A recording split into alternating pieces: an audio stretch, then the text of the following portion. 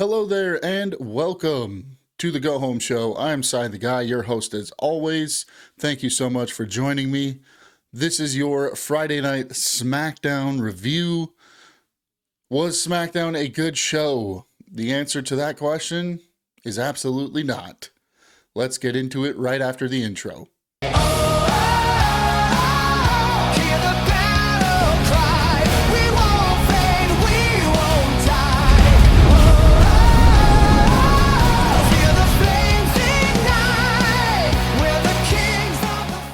Thank you so much for sticking around after that banger of an intro. Let's just jump right into it, man. This show was not a good show by any means. Started off with Cody Rhodes. He came out and says he met with WWE's medical staff and Nick Aldis to find out if he would be medically cleared for action. He says he is in fact cleared for action. This begets the question, what's next for Cody Rhodes on SmackDown? Then we get Ricky Saints. Ricky Saints music hits. He debuts, should be a big moment, but the crowd didn't make a single peep for Ricky Saints. Maybe, WWE supposedly using AI to figure out who's over in what areas of the country. Well, apparently it's not doing them any justice, because even I think you and I would have both known, hey, maybe let's not debut Ricky Saints in Tulsa, Oklahoma. Why don't we go for more of a lively crowd for his debut? Like, I don't know, maybe last week would have made more sense, the SmackDown after WrestleMania. But that's just me, you know. Why not? Why set people up for success? That's not what we do in this company. We set people up for failure and then release them because we need to pretend that we have to cut the budget by millions of dollars when the reality is every time we show up on TV, we shove in your face how much profit we've made. We've broken this gate record and that gate record. Get the fuck out of here, man. Get out of here.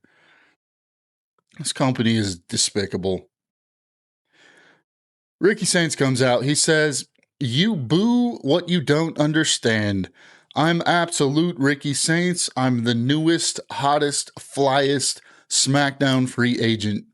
I'm everything your baby mama wishes you were." And then he looks at Cody and he says, "Wow, here we are. We're no strangers to each other. I know you feel the change in the air. The change is a revolution. There's one man leading the revolution. It's me. Welcome to Friday Night Saints." Cody responds with, "Friday Night Saints it is. I'm glad to have you. You know how I feel about you." He asks, what's the difference between now and the last time Ricky stepped up to him? Ricky says, it's you. You have staples in the back of your head. Your eye is busted up. You're barely hanging on, and those 3 title reigns have aged you by 30 years.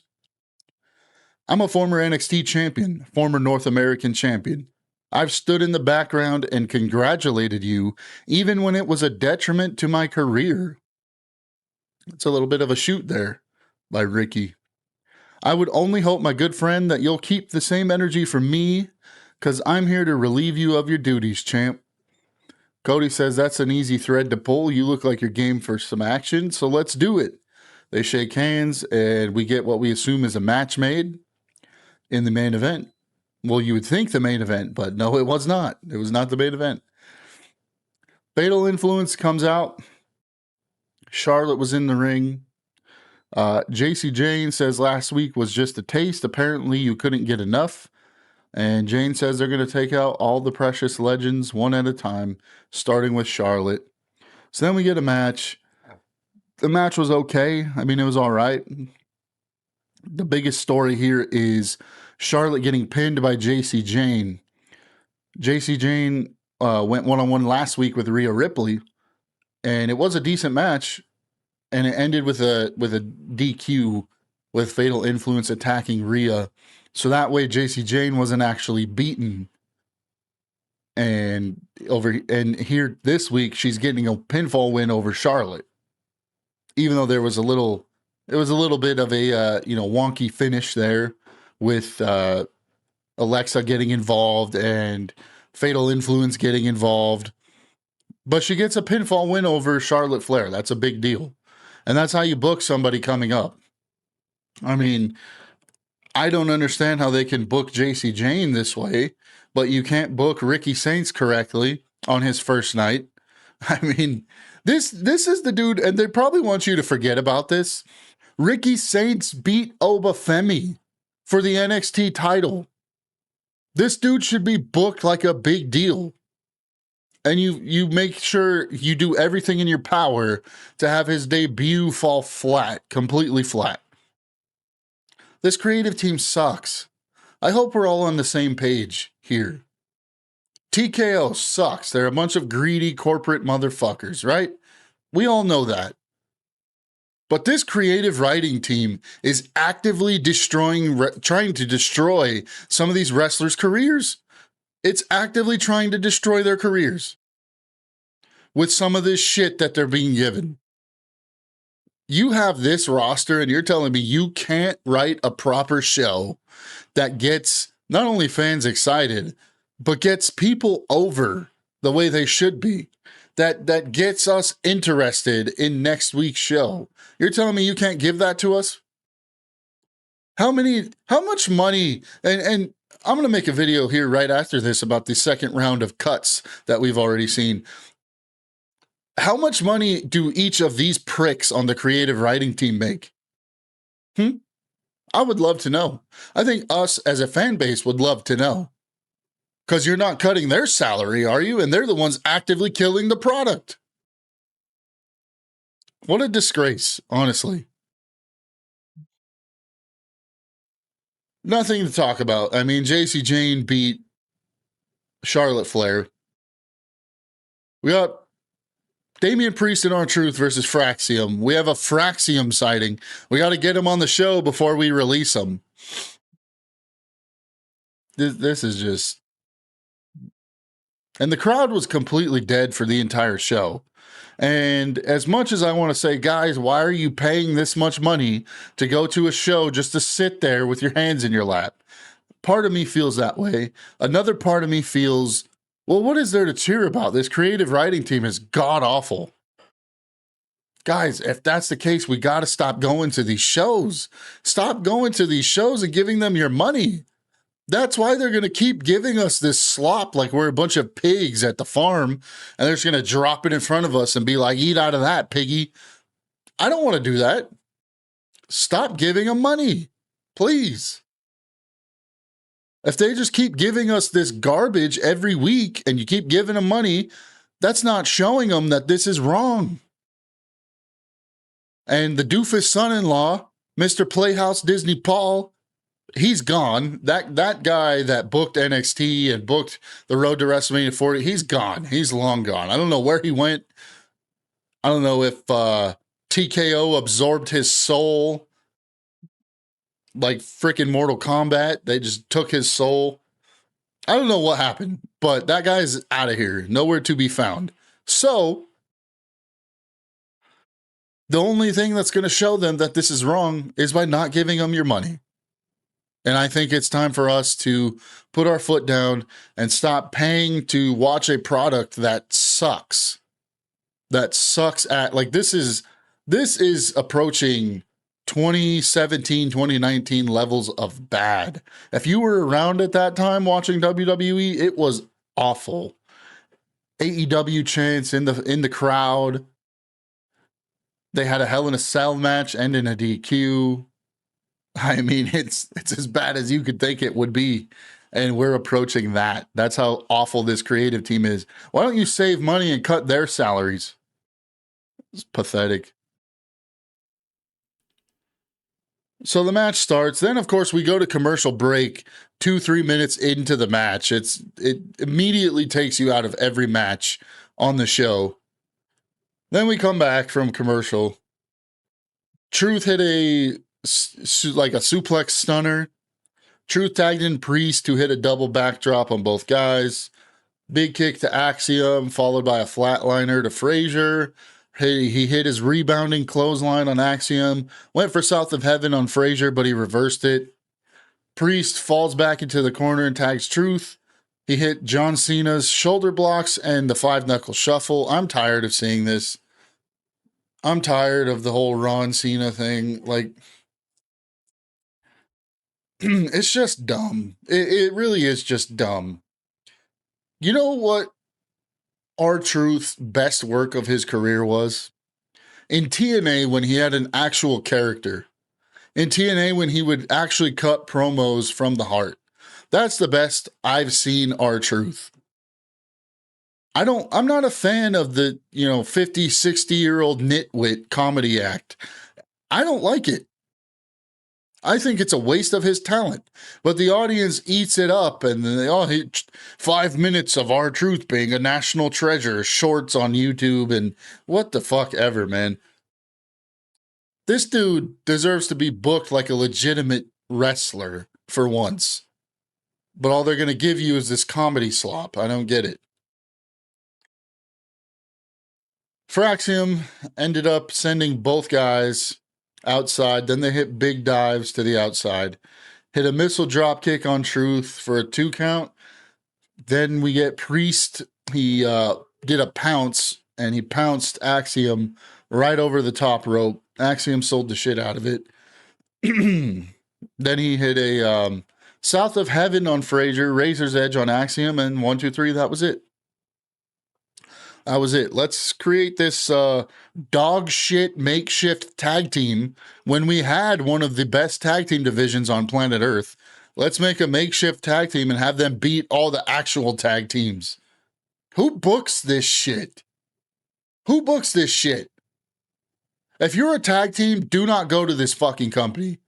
They will not treat you correctly, and they don't care about tag team wrestling. I'm beginning to wonder if they even care about wrestling at all. All they give a shit about is turning over a profit. That's it. And when you see how much fucking money Ari Emanuel, Nick Khan, The Rock, I'm going to get into this on my next video going over the releases. When you see how much money these fucking people make, and they want to fuck with these people's lives, ruin their momentum, and give them absolute shit to work with, and then release them. Goodbye. You're the problem. Goodbye. We can't have you cutting into our bonus bottom line, right? It's pathetic. This company is pathetic. Absolute dog shit. After the match, we get Tala Tonga and Solo Sikoa. They come out and destroy everyone in the ring. Says, last week Jacob made a big mistake. He took out my family. They're the ones I'm supposed to protect, and they're not standing right here because of you, Jacob. Actually, they weren't standing there because they ended up getting released. So that's why they weren't standing there. Says, when you get to this building, you're a dead man walking. The Usos come out. Jimmy says, we understand you have an issue with Jacob. You're not the only one. The OTC has an issue with him. His mistake wasn't taking out the MFTs, it was putting his hands on the OTC. Jay says not only did he put his hands on the tribal chief, he used the Tongan death grip. That move is sacred. Then he looks at Tala and says, your dad used that move. For those of you that may be confused, Haku is Tala Tonga's father. That means Jacob is on his last resort. So is the OTC. Whatever plans you have for Jacob, that has to hold up until the tribal chief is done with him. Solo says he doesn't have time for this. And then Tala took out the Usos. He booted Jay, chokeslammed Jimmy. And then Solo says, tell Roman Reigns he ain't my tribal chief. So when Jacob shows up, he's a dead man. Sure. Sure. We're just going to have Jacob go through 85 guys this week and whatever. It's just lazy creative writing. Then we get Cody Rhodes versus Ricky Saints. Shoulder blocks, arm drags from Ricky. Cody knocks Saint off the apron. Ricky then clotheslines Cody over the ropes. Neck breaker by Saints, followed by a big knee drop for a 2 count. Ricky hit his version of old school. He ran off the ropes, Cody hit him with a power slam, followed by a disaster kick. Then we got a Cody cutter. Cody had Ricky on his shoulder, and Saints reversed it into a like a Sister Abigail type move. It looked really good. 2 count. Ricky then hit a Revolution DDT for a near fall. Ricky went for the Shambo and Cody reversed it into a Cody cutter for the win. As Cody was celebrating the title, you see Gunther's arms wrap around his neck and he chokes Cody out and then holds up the WWE Championship. What I think about this, I think it's a good idea if you have Gunther win. If you have Gunther win. Stop booking Cody Rhodes like John Cena. Johnny Cena. Stop booking Cody Rhodes like John Cena. The crowd is over it. That's why he gets booed everywhere. What's going to end up happening when they get to a town that's not Tulsa, who cheered for whoever they were told to cheer for, and if they didn't know who it was, they just sat there with their hands in their fucking laps. When they get to a smart wrestling town, a wrestling smart town, I should say. Don't want to insult the city of Tulsa, Oklahoma. When they get to a town that is more of a wrestling town, Gunther's going to end up getting cheered and Cody's going to be booed. I think that's probably why they paired them together, was because they're trying to get Cody cheered, but you need to take the belt off of Cody. I'm sorry. You should have had him drop it to Randy at WrestleMania.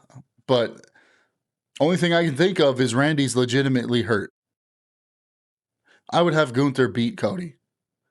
You kind of booked yourself into a corner with this one because Gunther cannot lose. Gunther cannot lose.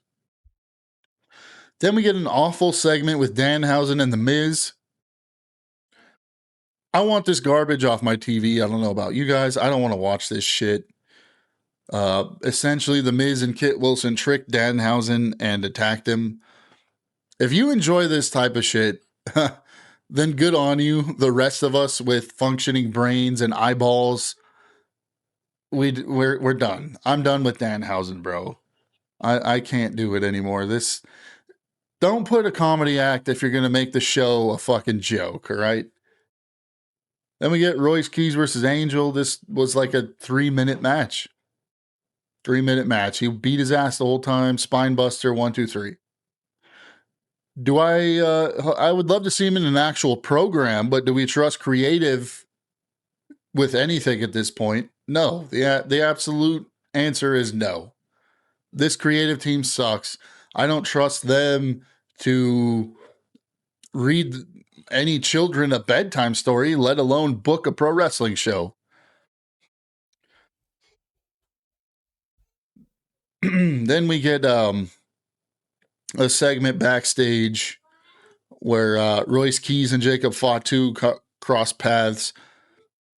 And Keys says they've known each other for 14, 15 years.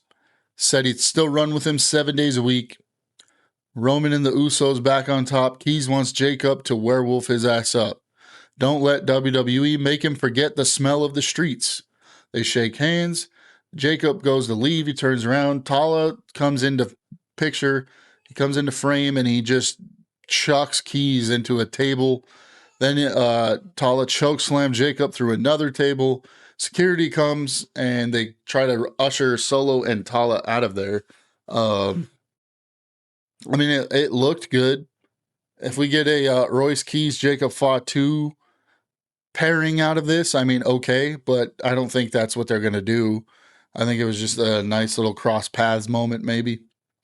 Then we get Sami Zayn. He comes out and asks, are we having fun? He says he loves coming to Tulsa. He's a huge Bob Dylan fan.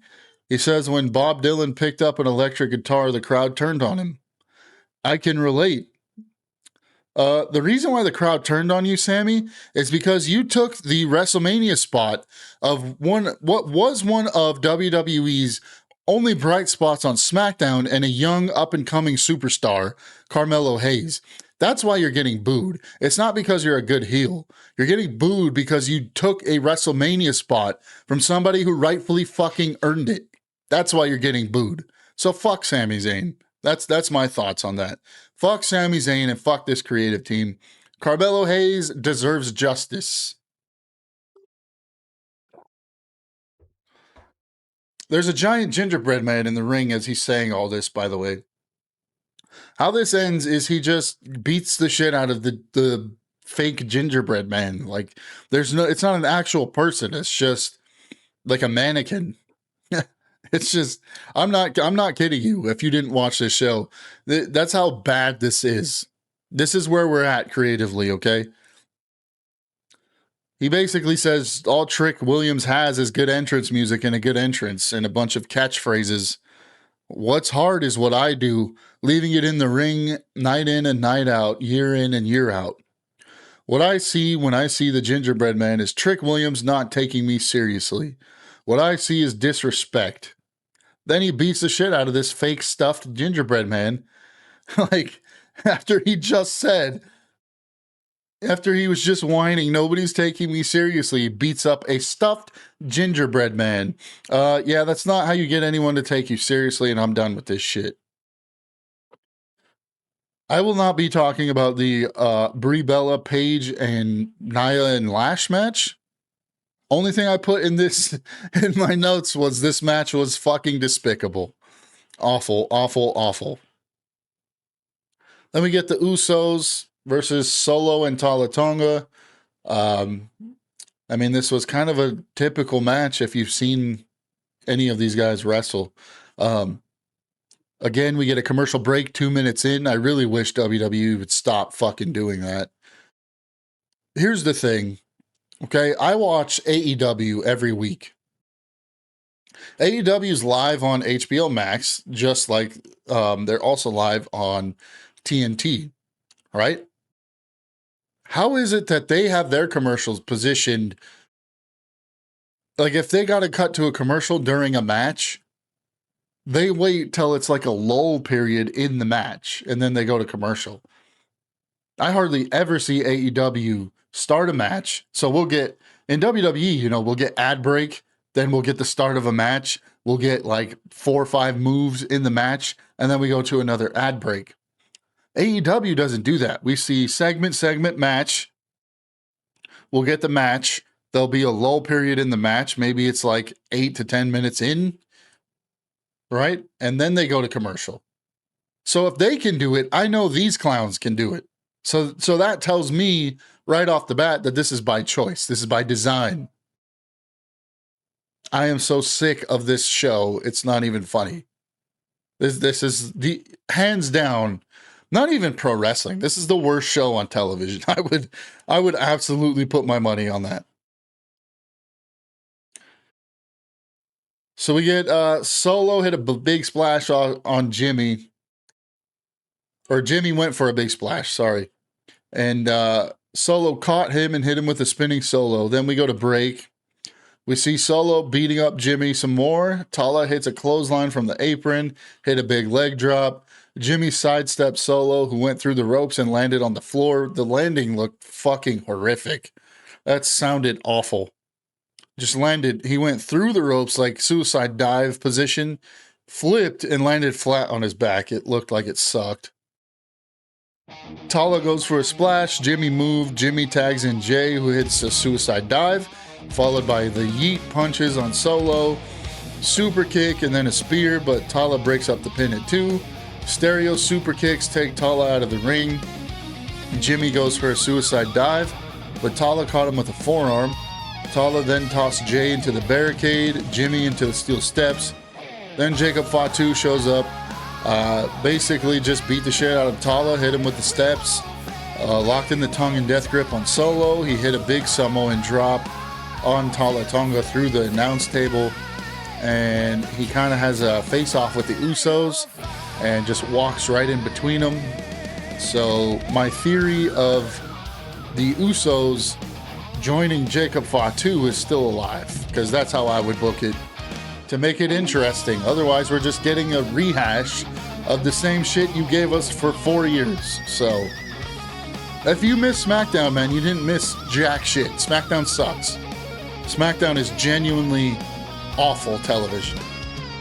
So let me know what you guys thought of SmackDown if you watched it. If you didn't watch it, I 0 out of 10 would not recommend. Would absolutely not recommend watching SmackDown.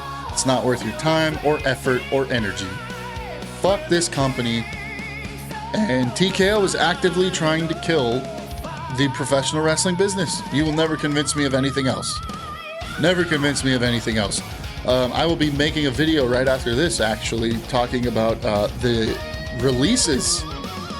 Round 2 of releases. I told you they were coming, baby. If you have been watching any of my videos, you knew that this day was coming. Round 2. We're going to be getting into it. So, like this video, subscribe to the channel, hit the bell for notifications. Thank you so much for supporting the channel. We're going to try to take this thing to the moon, man. All right? I want to get up there with the big dogs. Let me hunt with the big dogs. You know, I want to do collaborations, you know, and I would love to make this my full-time job. I would love to make this my full-time job. I work overnights in retail, and it sucks. Absolutely sucks. So please support, like this video, subscribe, and I will see you guys in the next video. Thank you so much.